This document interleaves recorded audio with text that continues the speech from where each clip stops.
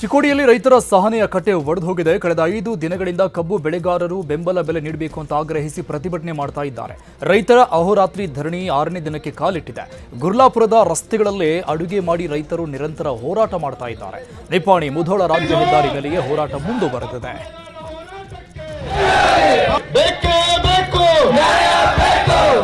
ರೈತರು ಏನಂತಂದ್ರೆ ಬರುವಂತ ಜನರಿಗೆ ಅಡಿಗೆನ ಊಟ ಬಡಿಸೋದು. ಬೆಳಗಾವಿ ಜಿಲ್ಲೆಯ ಮೂಡಲಗಿ ತಾಲೂಕಿನ ಗುರ್ಲಾಪುರದಲ್ಲಿ ಕಬ್ಬು ಬೆಳೆಗಾರರು ಅಹೋರಾತ್ರಿ ಧರಣಿ ನಡೆಸಿದ್ದಾರೆ. ಇನ್ನು ಈ ಪ್ರತಿಭಟನೆಯಲ್ಲಿ ಬಿಜೆಪಿ ರಾಜ್ಯಾಧ್ಯಕ್ಷ ವಿಜೇಂದ್ರ ಕೂಡ ಭಾಗಿಯಾಗಿದ್ದು ರೈತರ ಹೋರಾಟಕ್ಕೆ ಬೆಂಬಲ ನೀಡಿದ್ದಾರೆ. ಪ್ರತಿಭಟನೆ ವೇಳೆ ಮಾತನಾಡಿದ ವಿಜೇಂದ್ರ ಸರ್ಕಾರದ ವಿರುದ್ಧ ವಾಗ್ದಾಳಿ ನಡೆಸಿದ್ದಾರೆ. ಸಕ್ಕರೆ ಮಾಲೀಕರ ಪರವಾಗಿ ನಾನು ವಕಾಲತ್ತು ವಹಿಸಲು ಇಲ್ಲಿಗೆ ಬಂದಿಲ್ಲ. ಬದಲಾಗಿ 6 ದಿನದಿಂದ ಸತತವಾಗಿ ರೈತರು ಹೋರಾಟ ಮಾಡ್ತಿದ್ದಾರೆ. ಅವರ ಹೋರಾಟಕ್ಕೆ ಬೆಂಬಲ ಕೊಟ್ಟು ನಾನು ಹೋರಾಟಕ್ಕೆ ಇಳಿದಿದ್ದೇನೆ ಅಂತ ಹೇಳಿದ್ದಾರೆ. ಇನ್ನು ಇದೇ ವೇಳೆ ಪಿ ರಾಜೀವ್ ಕೂಡ ಸರ್ಕಾರದ ವಿರುದ್ಧ ಕಿಡಿಕಾರಿದ್ದಾರೆ. ರಾಜಕಾರಣವನ್ನ ಮಾತನಾಡೋದಕ್ಕೆ ಇಷ್ಟಪಡೋದಿಲ್ಲ.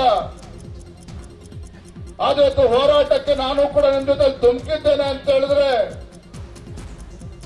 ಈ ನಾಡಿಗೆ 2 ತುತ್ತು ಅನ್ನವನ್ನ ಕೊಡ್ತಕ್ಕಂತ ರೈತರ ಪರವಾಗಿನ ಹೋರಾಟಕ್ಕೆ ಧುಮುಕಿದ್ದೇನೆ ವಿನಃ ಸಕ್ಕರೆ ಕಾರ್ಖಾನೆಗಳ ಮಾಲೀಕರ ಪರವಾಗಿ ವಕಾಲತ್ತು ವಹಿಸಿಕೊಂಡು ಇಲ್ಲಿ ಬಂದಿಲ್ಲ. ಸರ್ಕಾರಿ ಕಾರ್ಖಾನೆಗಳ ಮಾಲೀಕರ ಪರವಾಗಿನ ವಕಾಲತ್ತು ವಹಿಸಿಕೊಂಡು ನಾನು ಬಂದಿಲ್ಲ. ಕಳೆದ 6 ದಿನಗಳಿಂದ ಇವತ್ತು ಕಬ್ಬು ಬೆಳೆಗಾರರು ಇವತ್ತು ಬೀದಿಗಿಳಿದು ಪ್ರತಿಭಟನೆ ಮಾಡ್ತಾ ಇದ್ರೆ ರಾಜ್ಯ ಸರ್ಕಾರ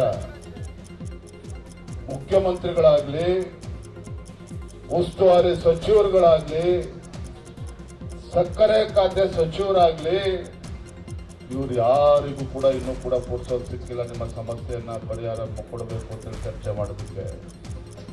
ಇಂತಹ ಹೋರಾಟ ಇಷ್ಟು ದೀರ್ಘವಾಗಿ ನಡೆದರೂ ಕೂಡ ಶುಗರ್ ಕೇನ್ ಕಮಿಷನರ್ ಇಲ್ಲಿಗೆ ಬರಬೇಕಾಗಿತ್ತು, ರೈತ ಮುಖಂಡರ ಜೊತೆಗೆ ಮಾತನಾಡಬೇಕಾಗಿತ್ತು. ಬೆಳಗಾವಿಯಲ್ಲಿ ಕಬ್ಬು ಬೆಳೆಗಾರರ ಹೋರಾಟದ ಹಿನ್ನೆಲೆಯಲ್ಲಿ ಅಥಣಿಯಲ್ಲಿ ಸ್ವಯಂ ಪ್ರೇರಿತವಾಗಿ ಅಂಗಡಿ ಮುಂಗಟ್ಟುಗಳನ್ನು ಬಂದ್ ಮಾಡಿ ರೈತರ ಹೋರಾಟಕ್ಕೆ ಬೆಂಬಲ ನೀಡಲಾಗಿದೆ. ಅಥಣಿ ಪಟ್ಟಣದ ಅಂಬೇಡ್ಕರ್ ವೃತ್ತದಲ್ಲಿ ರೈತರು ಪ್ರತಿಭಟನೆ ನಡೆಸ್ತಾ ಇದ್ದು ರೈತರ ಹೋರಾಟಕ್ಕೆ ಕನ್ನಡ ಪರ ಸಂಘಟನೆಗಳು ಕೂಡ ಸಾಥ್ ಕೊಟ್ಟಿದ್ದಾವೆ. ಇನ್ನು ವಿಜಯಪುರದಲ್ಲೂ ಕೂಡ ಕಬ್ಬಿನ ದರ ನಿಗದಿಗಾಗಿ ಆಗ್ರಹಿಸಿ ಪ್ರತಿಭಟನೆ ನಡೆಸಲಾಗ್ತಾ ಇದೆ. ನಗರದ ಗಾಂಧಿ ವೃತ್ತದಿಂದ ಜಿಲ್ಲಾಧಿಕಾರಿ ಕಚೇರಿವರೆಗೆ ಪ್ರತಿಭಟನಾ ಮೆರವಣಿಗೆ ನಡೆಸಲಾಗಿದ್ದು 3,500 ರೂಪಾಯಿ ದರ ನಿಗದಿ ಮಾಡಿ ಅಂತ ರೈತರು ಆಗ್ರಹಿಸ್ತಾ ಇದ್ದಾರೆ.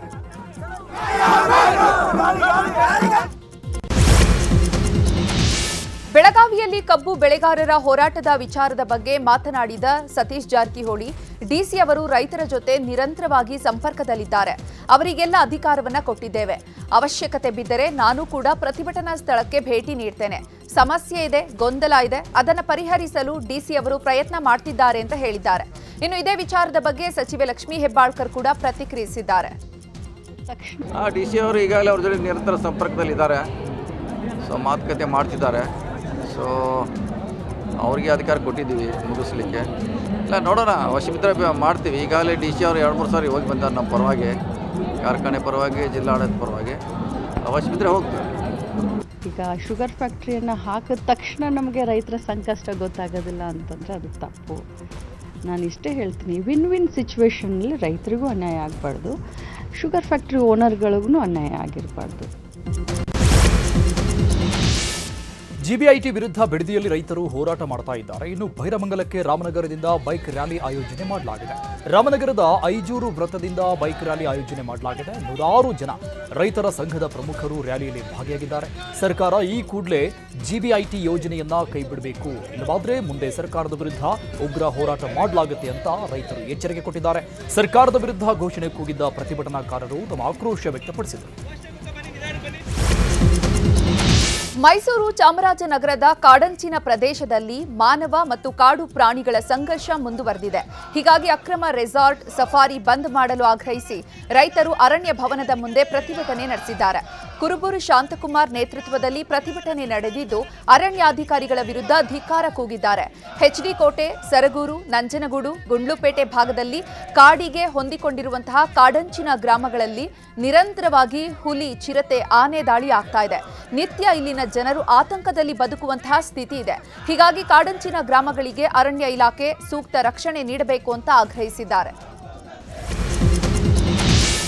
ಇಂದು ಬೆಂಗಳೂರಿನ ಖಾಸಗಿ ಹೋಟೆಲ್ನಲ್ಲಿ ವಿಪಕ್ಷ ನಾಯಕ ಅಶೋಕ್ ನೇತೃತ್ವದಲ್ಲಿ ಬಿಜೆಪಿ ಸಂಸದರು ಶಾಸಕರು ಸಭೆ ಮಾಡಿದರು. ಸಭೆಯಲ್ಲಿ ಅಭಿವೃದ್ಧಿ ಜಿಬಿಎ ಚುನಾವಣೆ ಕುರಿತಾದ ವಿಚಾರಗಳ ಬಗ್ಗೆ ಚರ್ಚೆ ಮಾಡಲಾಯಿತು.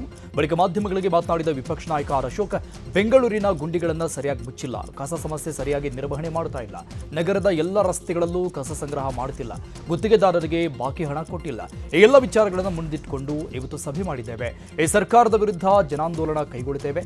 ಎಲ್ಲೆಲ್ಲಿ ರಸ್ತೆ ಗುಂಡಿಗಳಿವೆಯೋ, ಕಸದ ಸಮಸ್ಯೆ ಇದೆಯೋ ಅಲ್ಲಿಗೆ ನಾವು ಇನ್ಸ್ಪೆಕ್ಷನ್ ಮಾಡ್ತೀವಿ. ನವೆಂಬರ್ 6ರಂದು ಒಂದು ವಾರ ಕಾಲ ಬಿಜೆಪಿಯಿಂದ ಆಂದೋಲನ ಮಾಡಲಾಗುತ್ತೆ ಅಂತ ಮಾಹಿತಿ ಕೊಟ್ಟಿದ್ದಾರೆ. ಬಿಹಾರ ಚುನಾವಣೆ ಹಿನ್ನೆಲೆ ಕರ್ನಾಟಕದಲ್ಲಿ ಡಿಕೆಶಿ ಮತಬೇಟೆ ಶುರು ಮಾಡಿದ್ದಾರೆ. ಇತ್ತೀಚೆಗೆ ರಾಜ್ಯದ ಬಿಹಾರಿ ಸಂಘಟನೆಗಳನ್ನು ಭೇಟಿ ಮಾಡಿ ಡಿಕೆಶಿ ಪ್ರಚಾರ ಮಾಡಿದ್ರು. ಇದೀಗ ಮತದಾನಕ್ಕಾಗಿ ಬಿಹಾರಿಗಳು ತೆರಳಲು ಅನುವು ಮಾಡಿಕೊಡಲು ಡಿಕೆಶಿ ಮುಂದಾಗಿದ್ದಾರೆ. ನವೆಂಬರ್ 6 ಮತ್ತು 11ರಂದು ಬಿಹಾರ ಚುನಾವಣೆ ನಡೆಯಲಿದೆ. ಹೀಗಾಗಿ ರಾಜ್ಯದಲ್ಲಿರುವಂತಹ ಬಿಹಾರಿಗಳಿಗೆ ರಜೆ ನೀಡಲು ಡಿಸಿಎಂ ಡಿಕೆ ಶಿವಕುಮಾರ್ ಮನವಿ ಮಾಡಿದ್ದಾರೆ. ವೇತನ ಸಹಿತ ರಜೆ ನೀಡಿ ಬಿಹಾರ ಚುನಾವಣೆ ಮತದಾನಕ್ಕೆ ಕಳುಹಿಸುವಂತೆ ಮನವಿ ಮಾಡಿದ್ದಾರೆ. ಮತ್ತು ಕಂಪನಿ, ವಾಣಿಜ್ಯ ಉದ್ಯಮಿಗಳು, ಹೋಟೆಲ್ ಗುತ್ತಿಗೆದಾರರು, ಬಿಲ್ಡರ್ಸ್ಗಳು, ಅಂಗಡಿ ಮುಂಗಟ್ಟುಗಳು ಹಾಗೂ ಇತರೆ ಉದ್ದಿಮೆದಾರರಿಗೆ ರಜೆ ನೀಡಲು ಮನವಿ ಮಾಡಿಕೊಂಡಿದ್ದಾರೆ. ಮೈಸೂರಲ್ಲಿ ಹುಲಿ ದಾಳಿ ಹೆಚ್ಚಾದ ಹಿನ್ನೆಲೆಯಲ್ಲಿ ಅಕ್ರಮ ರೆಸಾರ್ಟ್ಗಳಿಗೆ ಕಡಿವಾಣ ಹಾಕ್ತೀವಿ ಅಂತ ಸಿಎಂ ಸಿದ್ದರಾಮಯ್ಯ ಹೇಳಿದರು. ಈ ಹೇಳಿಕೆ ಬೆನ್ನಲ್ಲೇ ಇವತ್ತು ಅಕ್ರಮ ರೆಸಾರ್ಟ್ಗಳ ಪಟ್ಟಿಯನ್ನ ಸೇವ್ ಕಬಿನಿ ತಂಡದ ಸದಸ್ಯರು ಬಿಡುಗಡೆ ಮಾಡಿದ್ದಾರೆ.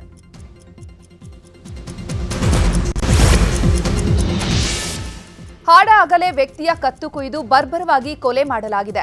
ಆನೇಕಲ್ ತಾಲೂಕಿನ ಕಿತ್ತಗಾನಹಳ್ಳಿ ಗ್ರಾಮದಲ್ಲಿ ಈ ಘಟನೆ ನಡೆದಿದೆ. 40 ವರ್ಷದ ಮಾದೇಶ್ ಮೃತ ದುರ್ದೈವಿಯಾಗಿದ್ದಾನೆ. ಪ್ರಾವಿಷನ್ ಸ್ಟೋರ್ ಇಟ್ಕೊಂಡಿದ್ದಂತಹ ಮಾದೇಶ್ ಮನೆಯಲ್ಲಿರುವಂತಹ ವೇಳೆ ಬೈಕ್ನಲ್ಲಿ ಬಂದ ಆರೋಪಿಗಳು ಮನೆಗೆ ನುಗ್ಗಿ ಕತ್ತು ಕುಯ್ದು ಪರಾರಿಯಾಗಿದ್ದಾರೆ. ಇನ್ನು ಸ್ಥಳಕ್ಕೆ ಹೆಬ್ಬಗೋಡಿ ಪೊಲೀಸರು ಭೇಟಿ ನೀಡಿ ಪರಿಶೀಲನೆ ನಡೆಸಿದ್ದಾರೆ. ಕ್ಷುಲ್ಲಕ ವಿಚಾರಕ್ಕೆ ಯುವಕನ ಮೇಲೆ ಹಲ್ಲೆ ನಡೆಸಿರುವಂತಹ ಘಟನೆ ಹಾಸನದ ಹೊರವಲಯದ ಗೆಂಡೆಕಟ್ಟೆ ಅರಣ್ಯ ಪ್ರದೇಶದಲ್ಲಿ ನಡೆದಿದೆ. ಯುವತಿ ಮತ್ತು ಹಣಕಾಸು ವಿಚಾರಕ್ಕೆ ಹಲ್ಲೆ ನಡೆಸಲಾಗಿದೆ ಅಂತ ಆರೋಪಿಸಲಾಗಿದ್ದು, ಯುವಕ ಭರತ್ ಎಂಬಾತ ಎಷ್ಟೇ ಬೇಡಿಕೊಂಡ್ರೂ ಬಿಡದೆ ಬಟ್ಟೆ ಬಿಚ್ಚಿ ಕಿಡಿಗೇಡಿಗಳು ಹಲ್ಲೆ ನಡೆಸಿದ್ದಾರೆ. ಬೆಂಗಳೂರಲ್ಲಿ ಸೀರಿಯಲ್ ನಟಿಗೆ ಲೈಂಗಿಕ ಕಿರುಕುಳ ಆರೋಪ ಕೇಳಿಬಂದಿದೆ. ತೆಲುಗು ಮತ್ತು ಕನ್ನಡ ಧಾರಾವಾಹಿಗಳಲ್ಲಿ ನಟಿಸಿರುವ ನಟಿಗೆ ಫೇಸ್ಬುಕ್ನಲ್ಲಿ ಅಶ್ಲೀಲ ಮೆಸೇಜ್ ಹಾಗೂ ವಿಡಿಯೋ ಕಳಿಸಿ ಕಿರಾತಕನೊಬ್ಬ ಟಾರ್ಚರ್ ಕೊಡ್ತಾ ಇದ್ದಾನೆ ಅಂತ ನಟಿ ಆರೋಪ ಮಾಡಿದ್ದಾರೆ. ಕಳೆದ 3 ತಿಂಗಳಿಂದ ಫೇಸ್ಬುಕ್ ಖಾತೆಯೊಂದರಿಂದ ಕಿರುಕುಳ ಕೊಡಲಾಗ್ತಾ ಇದೆಯಂತೆ. ಈ ಕುರಿತು ನಟಿ ಅನ್ನಪೂರ್ಣೇಶ್ವರಿ ಠಾಣೆಯಲ್ಲಿ ದೂರು ದಾಖಲಿಸಿದ್ದಾರೆ. ಈ ಘಟನೆ ಸಂಬಂಧಪಟ್ಟಂಗೆ ಆರೋಪಿ ನವೀನ್ನನ್ನ ಬಂಧನ ಮಾಡಲಾಗಿದೆ. ಸಾವಿನಲ್ಲೂ ಪತಿ ಪತ್ನಿ ಒಂದಾಗಿರುವ ಘಟನೆ ಬಾಗಲಕೋಟೆಯ ಬೀಳಿಗಿ ಪಟ್ಟಣದಲ್ಲಿ ನಡೆದಿದೆ. ಪತಿ ಶಶಿಧರ್ ಪತ್ತಾರ ಹೃದಯಾಘಾತದಿಂದ ಆಸ್ಪತ್ರೆಯಲ್ಲಿ ಸಾವನ್ನಪ್ಪಿದ್ರು. ಇನ್ನು ಪತಿ ಸಾವಿನ ಈ ಸುದ್ದಿ ಕೇಳಿ ಪತ್ನಿ ಸರೋಜಾಗೆ ಕೂಡ ಹೃದಯಾಘಾತವಾಗಿ ಮೃತಪಟ್ಟಿದ್ದಾರೆ. ಈ ಹಿನ್ನೆಲೆಯಲ್ಲಿ ಪತಿ ಪತ್ನಿಯನ್ನ ಒಟ್ಟಾಗಿ ಅಂತ್ಯ ಸಂಸ್ಕಾರ ಮಾಡಲಾಗಿದೆ. ಯಾದಗಿರಿಯ ಕೆಂಭಾವಿಯಲ್ಲಿ ಆರ್ಎಸ್ಎಸ್ ಪಥಸಂಚಲನ ನಡೀತಾ ಇದೆ. ಕೆಂಭಾವಿ ಪುರಸಭೆ ಕಚೇರಿಯ ಮುಂಭಾಗದಿಂದ ಪಥಸಂಚಲನ ಆರಂಭ ಆಗಿದ್ದು, ಬಸವೇಶ್ವರ ವೃತ್ತ, ಕಿತ್ತೂರು ಚೆನ್ನಮ್ಮ ಸರ್ಕಲ್, ಶ್ರೀರಾಮ ವೃತ್ತ, ಮಲಗಣ್ಣ ಚೌಕ್ ಮಾರ್ಗದಲ್ಲಿ ಪಥಸಂಚಲನ ಸಾಗ್ತಾ ಇದೆ. ಪಟ್ಟಣದಾದ್ಯಂತ 4 ಕಿಲೋಮೀಟರ್ ಪಥಸಂಚಲನ ನಡೆಯಲಿದ್ದು, ಪಥಸಂಚಲನ ಸಾಗುವ ಮಾರ್ಗದುದ್ದಕ್ಕೂ ಪೊಲೀಸ್ ಬಿಗಿ ಭದ್ರತೆ ಒದಗಿಸಲಾಗಿದೆ.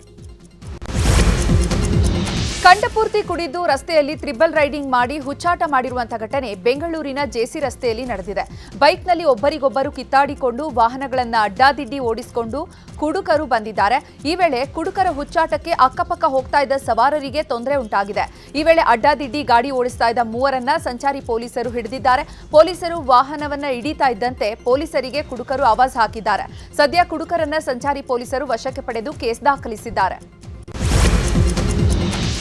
ಮಗಳ ಹೆಣ ಕೊಡಲು ಲಂಚಕ್ಕೆ ಬೇಡಿಕೆ ಇಟ್ಟ ಆರೋಪ ಪ್ರಕರಣ ಸಂಬಂಧಪಟ್ಟಂಗೆ ಕರ್ತವ್ಯ ಲೋಪ ಹಿನ್ನೆಲೆಯಲ್ಲಿ ಬೆಳ್ಳಂದೂರು ಇನ್ಸ್ಪೆಕ್ಟರ್ ಸಸ್ಪೆಂಡ್ ಮಾಡಲಾಗಿದೆ. ಇನ್ಸ್ಪೆಕ್ಟರ್ ರಮೇಶ್ ರೊಟ್ಟಿಯನ್ನ ಅಮಾನತು ಮಾಡಿ ಕಮಿಷನರ್ ಸಿಮಂತ್ ಕುಮಾರ್ ಸಿಂಗ್ ಆದೇಶ ಹೊರಡಿಸಿದ್ದಾರೆ. ವೈಟ್ಫೀಲ್ಡ್ ಡಿಸಿಪಿ ಪರಶುರಾಮ್ ವರದಿ ಆಧರಿಸಿ ಕ್ರಮ ಜರುಗಿಸಲಾಗಿದೆ. ಈ ಮೊದಲು ಸಬ್ ಇನ್ಸ್ಪೆಕ್ಟರ್ ಸಿಬ್ಬಂದಿಯನ್ನು ಸಸ್ಪೆಂಡ್ ಮಾಡಲಾಗಿತ್ತು, ಆದರೆ ಇನ್ಸ್ಪೆಕ್ಟರ್ ವಿರುದ್ಧ ಕ್ರಮ ಆಗಿರಲಿಲ್ಲ. ಈ ಬಗ್ಗೆ ನ್ಯೂಸ್ 18 ವರದಿ ಮಾಡಿತ್ತು. ಸದ್ಯ ವರದಿ ಬೆನ್ನಲ್ಲೇ ಇನ್ಸ್ಪೆಕ್ಟರ್ ರಮೇಶ್ ರೊಟ್ಟಿಯನ್ನು ಅಮಾನತು ಮಾಡಲಾಗಿದೆ.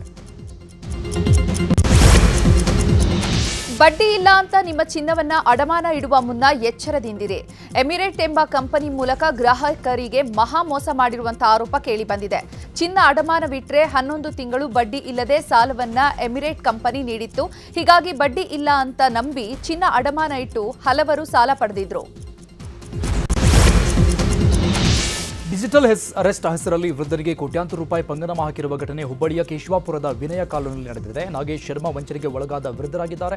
ಮುಂಬೈ ಕೊಲಬಾರ್ ಪೊಲೀಸ್ ಠಾಣೆ ಅಧಿಕಾರಿಗಳ ಹೆಸರಲ್ಲಿ ಕರೆ ಮಾಡಿ ಆರ್ಟಿಜಿಎಸ್ ಮೂಲಕ 1.07 ಕೋಟಿ ರೂಪಾಯಿ ಹಣ ವರ್ಗಾಯಿಸಿಕೊಂಡು ವಂಚನೆ ಮಾಡಿದ್ದಾರೆ. ಮಂಗಳೂರಿನ ಕದ್ರಿ ರಸ್ತೆಯಲ್ಲಿ ಹೊಸ ರೂಲ್ಸ್ ಮಾಡಲಾಗಿದೆ.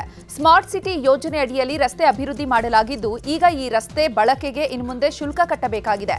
ಈ ರಸ್ತೆಯಲ್ಲಿ 5 ನಿಮಿಷಕ್ಕಿಂತ ಹೆಚ್ಚು ಹೊತ್ತು ಇದ್ರೆ 50 ರೂಪಾಯಿ ಕಟ್ಟಾಗಲಿದೆ.